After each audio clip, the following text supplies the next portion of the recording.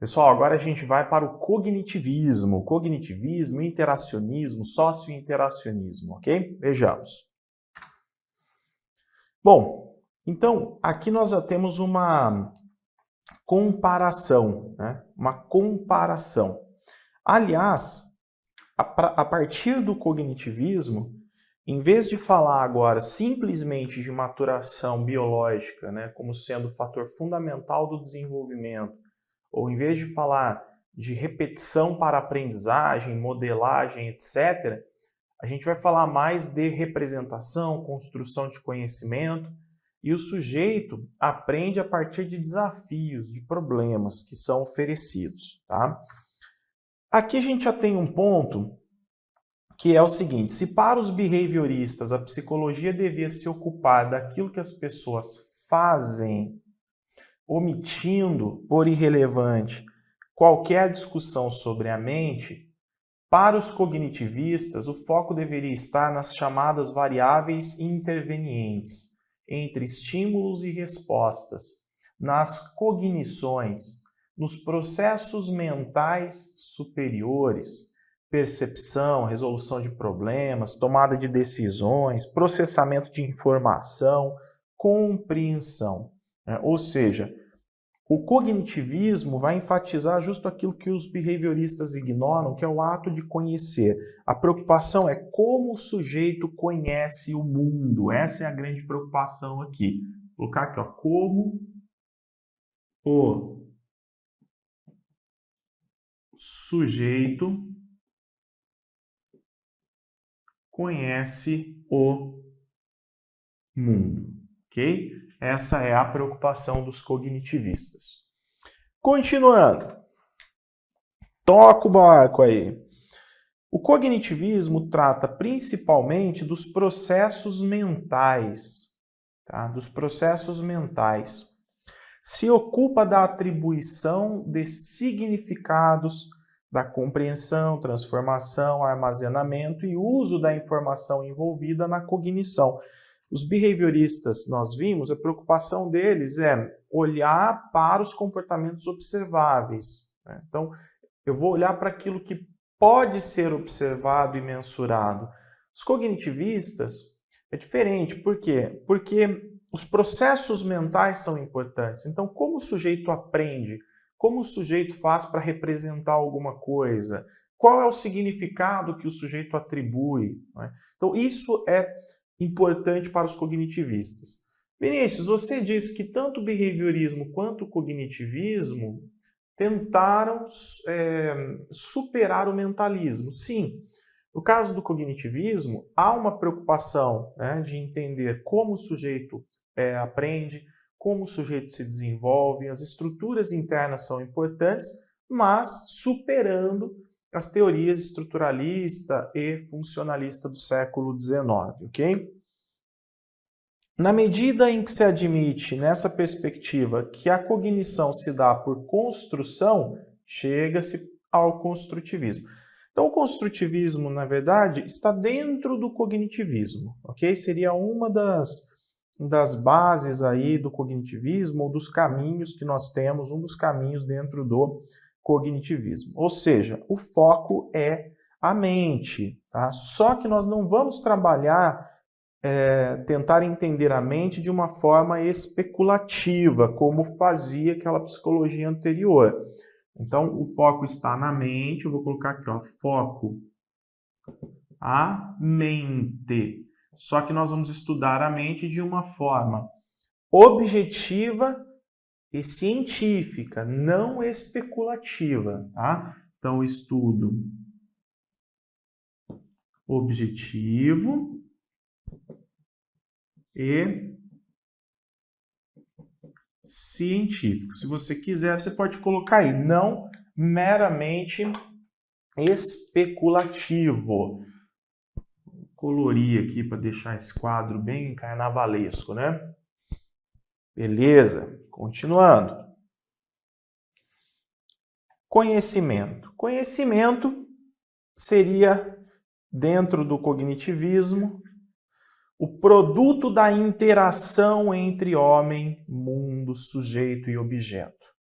Aprender significa assimilar o objeto a esquemas mentais. Aqui a gente tem uma proposta bem piagetiana, né? Assimilar o objeto a esquemas mentais. Ensino baseado no ensaio e erro. Tanto que a gente tem lá o erro construtivo. Numa teoria, por exemplo, aqui, comportamentalista, se a gente for pensar a aprendizagem por aqui, se o sujeito, por exemplo, ele tem que escrever, um exemplo que vocês conhecem, ele tem que escrever cavalo e ele escreve dessa forma, dentro do comportamentalismo, errou, ok? Não apresentou ainda o comportamento adequado, a resposta adequada, que é escrever cavalo da forma correta. Mas para os construtivistas, e a gente tem isso, por exemplo, lá na psicogênese da língua escrita, aqui eu já percebo o que a criança já sabe, o que ela pensa, o que ela produz de hipótese para chegar nessa escrita e o que falta a ela para ela chegar numa escrita convencional. Então o erro, ele na verdade não é o ou sabe tudo ou não sabe nada. O erro mostra o que o sujeito já sabe e o que falta para ele alcançar o objetivo, por exemplo, de escrever da forma correta. Tá? Nesse caso, o professor analisa as hipóteses da criança sempre como? Só observando e registrando? Não, também interpretando. Então eu preciso interpretar por que produziu desse jeito, né? Existem as fases lá, no caso, os estágios da escrita, de acordo com a teoria da psicogênese da língua escrita. E eu estou dando a psicogênese da língua escrita como exemplo, porque ela parte de uma teoria piagetiana, né? Ela está dentro do cognitivismo e também do construtivismo. Então, quando o sujeito erra, não quer dizer que ele não sabe nada, quer dizer que ele já sabe alguma coisa e ele está num processo de conhecimento, ok? Deixa eu pegar meu pano aqui. Beleza, então foco a mente, estudo objetivo e científico, e nós temos essa importante interação, o ensaio, o erro. Ainda, no processo de aprendizagem, são importantes também a pesquisa, a investigação, solução de problemas. Tá? Vinícius, o que seria o cognitivismo? Aliás, o cognitivismo não, o construtivismo. Eu não sei se eu coloquei aqui, não, mas já vou adiantar alguma coisa, né? Deixa eu colocar aqui porque não vou ter espaço suficiente no quadro. Então, ó, sobre o construtivismo. Muita gente acha que o construtivismo é método, né? Construtivismo. Vejam, construtivismo não é método. Eu posso dizer que é uma filosofia, né? Eu posso dizer que seja uma teoria do conhecimento, mas não é um método. Por quê? Uma vez que eu entendo que o sujeito constrói conhecimento de forma ativa, eu posso trabalhar métodos que explorem justamente essa condição, né? Métodos que façam com que o sujeito pense e construa conhecimento de forma ativa, seja desafiado, possa construir, elaborar suas hipóteses, validar suas hipóteses. Posso trabalhar, por exemplo, com resolução de problemas, eu posso trabalhar com desafios, etc., tá? Dentro de uma perspectiva construtivista. Mas construtivismo não é método. Então, vejam o seguinte, construtivismo é visto por muitos autores como uma posição filosófica, tá? Filosófica. E ela é uma posição filosófica cognitivista. Cognitivista. Ok? Qual é a preocupação? Interpretar o que o sujeito produz. Então, ele é cognitivista, interpretacionista. O sujeito, o aluno, não é tabula rasa, é sujeito ativo, produtor de conhecimento de hipóteses, produz, o desafio do sujeito é, diante das interações, dos problemas, do objeto, tentar atribuir sentido, significado ao objeto a partir daquilo que ele já sabe, a partir dos seus conhecimentos prévios, ok? Isso tudo está dentro aí, não só do cognitivismo, nesse caso também do construtivismo. Peraí, deixa eu voltar aqui. Bom, por que é cognitivista, Vinícius? Já que nós colocamos cognitivista interpretacionista. Né? Porque está preocupado com o seguinte, como o sujeito conhece? Como o sujeito conhece. Essa é a preocupação. Como que ele constrói ali a estrutura cognitiva? Tá? E por que é interpretacionista? Porque, na verdade, gente, o sujeito, diante, então, como eu falei para vocês, repetindo, diante de objetos, de eventos, etc., ele vai interpretar. Ele não vai simplesmente memorizar, ele vai interpretar. O desafio é interpretar para construir significado, tá? Para compreender, para atribuir significado, para representar alguma coisa. Então, interpretacionista por isso. Então, supõe que eventos e objetos são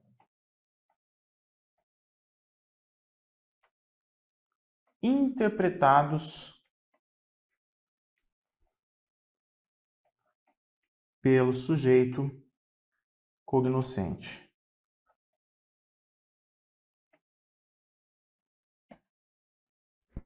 Beleza? Então, tá aí. Posição filosófica, cognitivista e interpretacionista. Voltando aqui sobre o conhecimento, então nessa interação entre homem, mundo, sujeito, objeto, o sujeito que conhece é sempre o quê? Ativo. Então nós não estamos mais falando do sujeito passivo, nós estamos falando do sujeito ativo. Beleza? Esse sujeito ativo, ele precisa, por exemplo, vou colocar aqui, ó, sujeito ativo.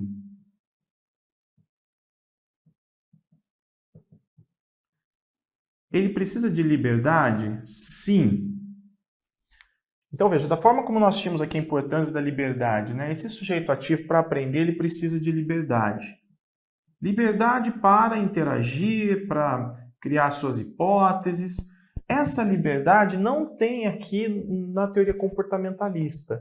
Por quê? Porque no comportamentalismo, o reforço é oferecido com base em critérios adotados pelo adulto.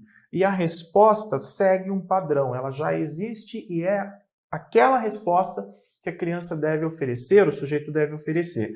Aqui não, aqui existe liberdade. E com essa liberdade, o sujeito ativo, que vai construir conhecimento, vai, vamos dizer assim, encarar o objeto, o evento, vai tentar atribuir significado, enfim, ele vai criar hipóteses. Então, esse sujeito cria hipóteses. Vinícius, não entendi ainda. O que é criação de hipóteses? Quando você, por exemplo, pensa, será que não pode ser dessa forma? Você cria uma hipótese. Então, você está buscando o conhecimento e você vai por tentativa e erro e vai construindo aos poucos, vai se aproximando, né, daquele conhecimento bem estruturado onde você deve chegar. A criança aprende dessa forma, de acordo com os cognitivistas.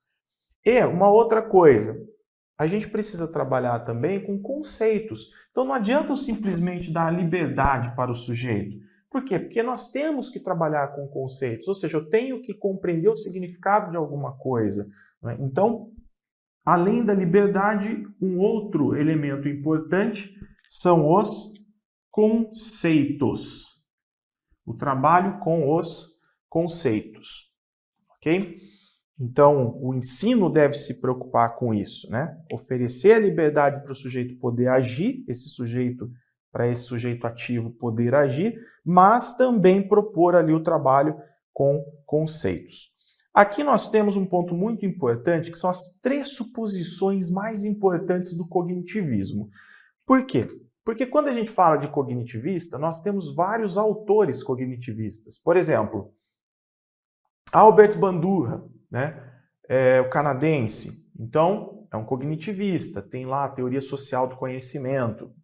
A gente tem Piaget, cognitivista, David Ausubel, americano, que traz para nós a teoria da aprendizagem significativa, não é? É um cognitivista também.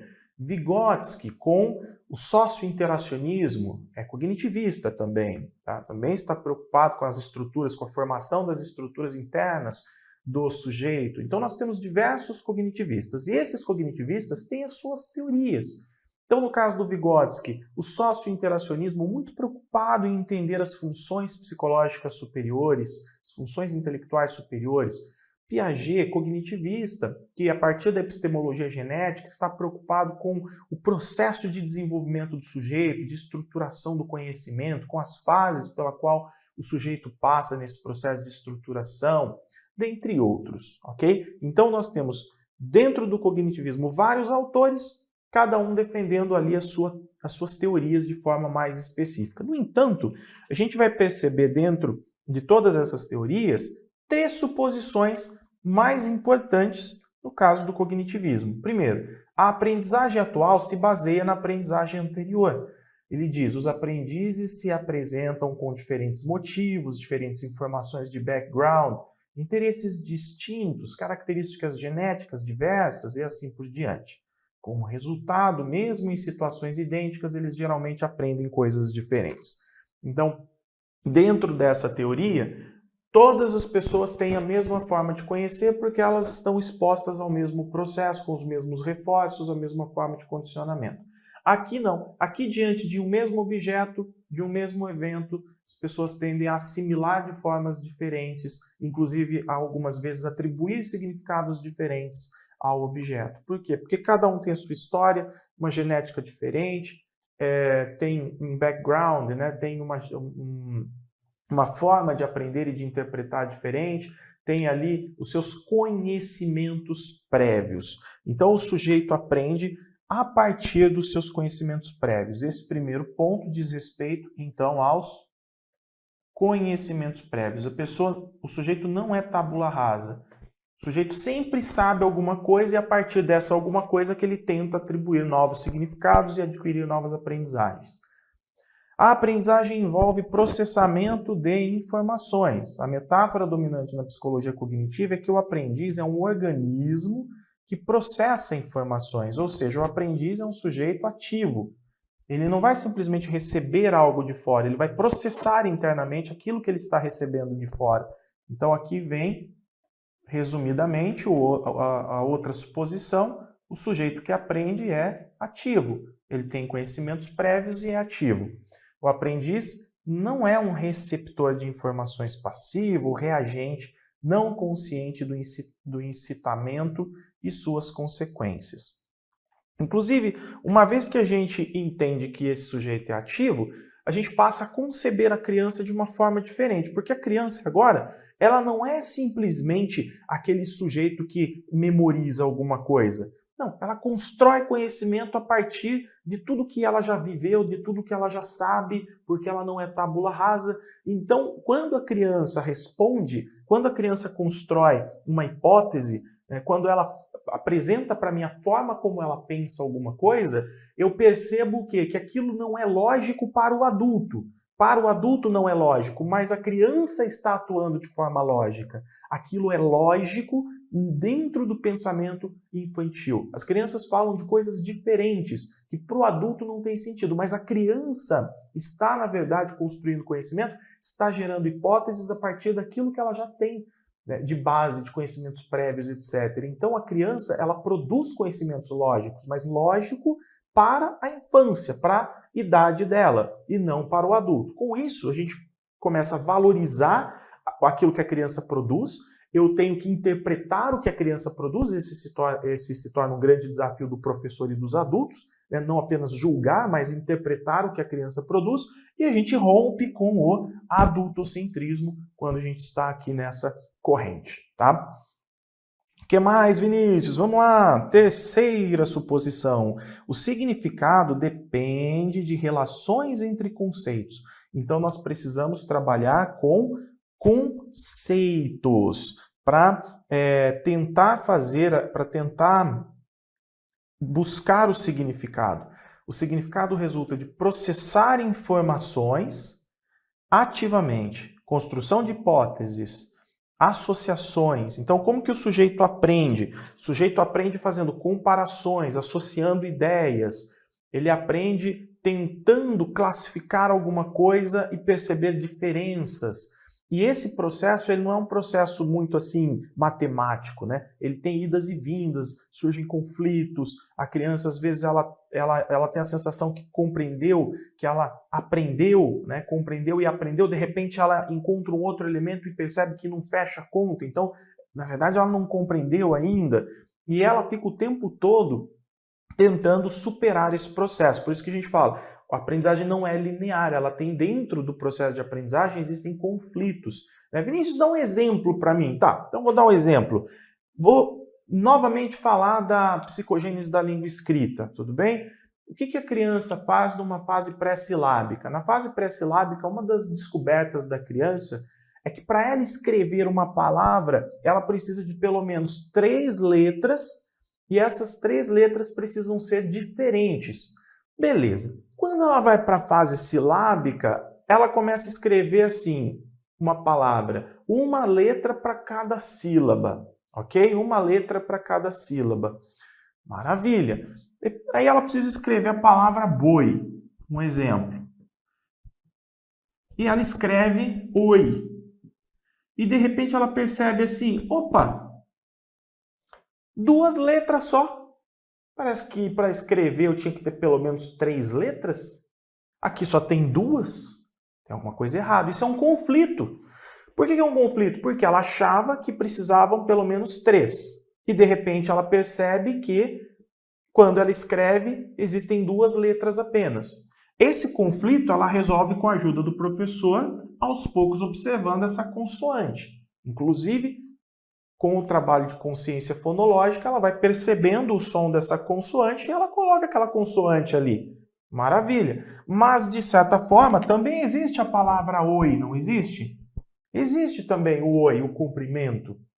Então vejam que a criança ela vai ter que pensar e ela vai lidar com certos desafios e isso faz parte do processo de aquisição de conhecimento, de busca por significados, de construção de conhecimento, etc. Isso acontece em todas as áreas. Tá? Eu só dei um exemplo aqui na alfabetização, mas vai acontecer o tempo todo. Então, o que o sujeito está fazendo? Ele está ali, né? O significado resulta de processar informações ativamente, construir com base na aprendizagem anterior e depende de relações entre conceitos que estão atualmente ativos, dos esquemas. Então, a busca pelo significado, por exemplo, envolve, de acordo com Piaget, né? De acordo com Piaget, assimilação, acomodação, adaptação. E depois isso vai variar um pouquinho de teoria para teoria. Mas é uma outra suposição. São as 3 suposições mais importantes. Ok. E mais um pouquinho sobre o construtivismo. Então, alguns pontos sobre o construtivismo, porque a gente sabe que provas gostam de cobrar o construtivismo dentro do cognitivismo. Sem desconsiderar os fatores de maturação e transmissões sociais apontados pelas 2 posições já estudadas, os construtivistas atribuem participação ativa da criança no processo de desenvolvimento. Ao nascer, a criança não traz hereditariamente formas prontas de conhecimento que evoluiriam através da maturação. Nem é massa amorfa, modelada aos poucos pelos condicionamentos e reforços provenientes do mundo ao seu redor. O que quer dizer isso? Isso quer dizer que é óbvio que a gente precisa de um organismo dotado de estrutura orgânica e funcionando de forma integrada. Para o sujeito aprender, ele tem que ter, então, uma estrutura orgânica biológica funcionando de forma integrada. O sujeito, enquanto ser biológico, e o processo de maturação são muito importantes, mas só esse processo não dá conta de explicar o desenvolvimento do sujeito, todo o processo de desenvolvimento do sujeito, não é? Então, ele não é simplesmente uma massa amorfa.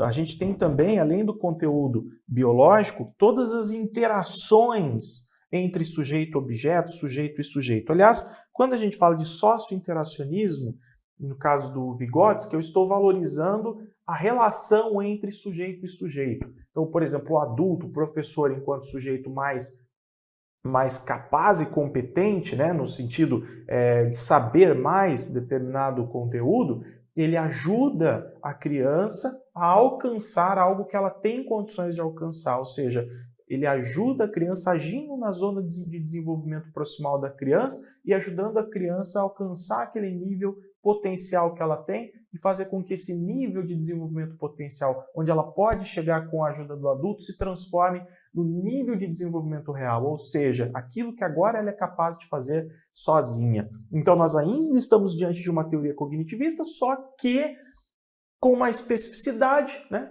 Trazendo para o assunto Vygotsky e dizendo, para o Vygotsky, esse sócio-interacionismo funciona dessa forma. Por exemplo, o adulto interagindo com o sujeito, com a criança e mediando ali a relação, ajudando a criança a aprender algo novo, atuando na sua zona de desenvolvimento proximal. Mas tudo é cognitivismo e muitos vão dizer, inclusive, que em Vygotsky nós teríamos um socioconstrutivismo, ok? Por quê? Justamente por causa dessa interação do adulto com a criança ou de uma criança com outra. Construção de conhecimento se dá a partir da interação do sujeito com o mundo em que vive.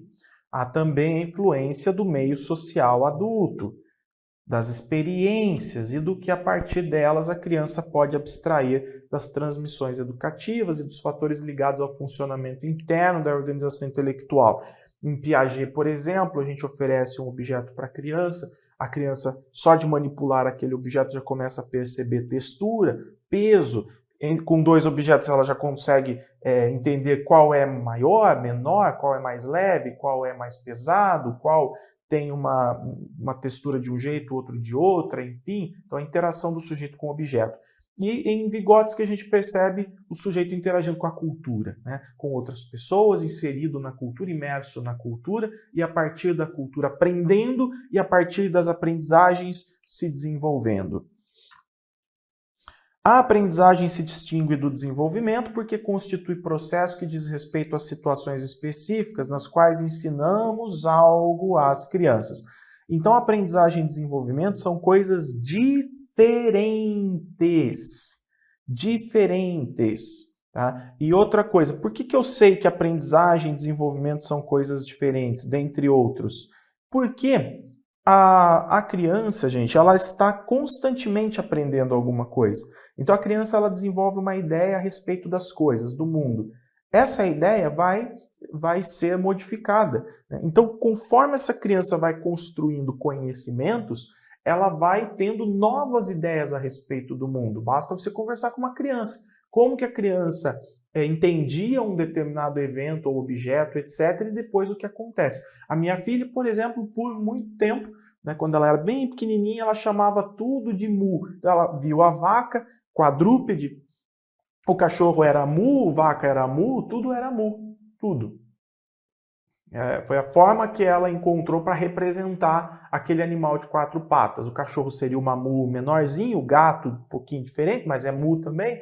O cavalo, uma mu grande, né? O boi, uma mu grande. Mas hoje ela já entende o que é uma vaca, o que é um cavalo, um cachorro, e ela já consegue diferenciar, mesmo que minimamente, com 5 anos, ela já tem alguns conhecimentos, inclusive um pouco técnicos, sobre eles. Ela consegue entender que são mamíferos, mas apesar disso eles têm diferenças. Por quê? Porque a criança vai adquirindo conhecimento e vai mudando, modificando as suas ideias ao longo do tempo. Então, a aprendizagem se distingue de desenvolvimento, são coisas diferentes, mas um contribui para o outro. Vygotsky, aprendizagem leva ao desenvolvimento. Piaget, desenvolvimento leva à aprendizagem. Tá? O importante é a passagem de nível de conhecimento. E para que o sujeito construa mais conhecimento, eu preciso oferecer mais desafios, eu preciso oferecer mais informação, eu preciso oferecer mais experiências. A criança precisa agir ativamente diante disso tudo, então ela precisa ser desafiada e encarar o desafio de assimilar, acomodar, de aprender, enfim, de entender, de alcançar nível de desenvolvimento potencial. A criança precisa de informação, a criança precisa de situações mediadas, ela precisa de ensino sistemático. Né? O Vygotsky, por exemplo, nos ensina que para aprender conceitos espontâneos eu não preciso de escola, eu aprendo na família, nas interações do dia a dia. Mas para aprender conceitos científicos eu preciso de ação sistematizada. Eu preciso de escola, de professor, de atividade organizada, dirigida.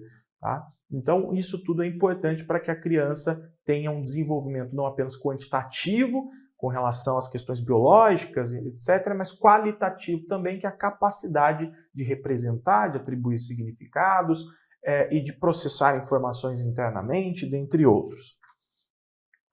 Em síntese, nas relações entre a criança e o meio social, as contribuições são recíprocas e as transmissões sociais e educativas constituem fator importante no seu desenvolvimento.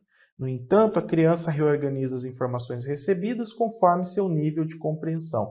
Por isso que para ajudar uma criança a se desenvolver, eu não posso ficar nem aquém do nível de compreensão dela, nem além. Se eu ensinar algo muito fácil, ela não vai para lugar nenhum. E se eu ensinar algo muito difícil, né, também essa criança vai se inibir porque ela não tem condições de entender aquilo que está muito distante do que ela pode aprender. Tá? Bom, acredito que isso, deixa eu ver aqui, acredito que isso seja tudo, né? Então, o construtivismo vai trabalhar nesse sentido. Já falei para vocês que construtivismo não é método, tem escola que fala que o método é construtivista, isso já é um grande equívoco. E a corrente, dessa forma, se não é método, o construtivismo ele apresenta o quê, Vinícius? Apresenta a concepção de sujeito e de como o sujeito aprende, mas não apresenta técnicas. Em nenhum momento você vai ver assim, ó, o construtivismo apresentando técnicas. Até porque Piaget, que é um dos grandes nomes, né, do desenvolvimento do construtivismo, não construiu teorias pedagógicas. A pedagogia se apropriou das suas teorias porque elas são interessantes para compreender o desenvolvimento do sujeito, mas ele não produz teorias pedagógicas, né? Então o construtivismo não é método, não existem as técnicas oferecidas pelo construtivismo. É uma teoria, ou uma base filosófica, uma forma de conceber o sujeito e como o sujeito aprende, e concebendo dessa forma eu vou então desenvolver metodologia e técnicas que sejam adequadas para o sujeito agir diante do objeto, ok? Pessoal, deixa eu dar mais uma olhada, porque às vezes tem mais coisa aqui. Não, agora nós vamos resolver exercícios. Vou fazer então uma pausa e na volta a gente vai resolver exercícios. Valeu!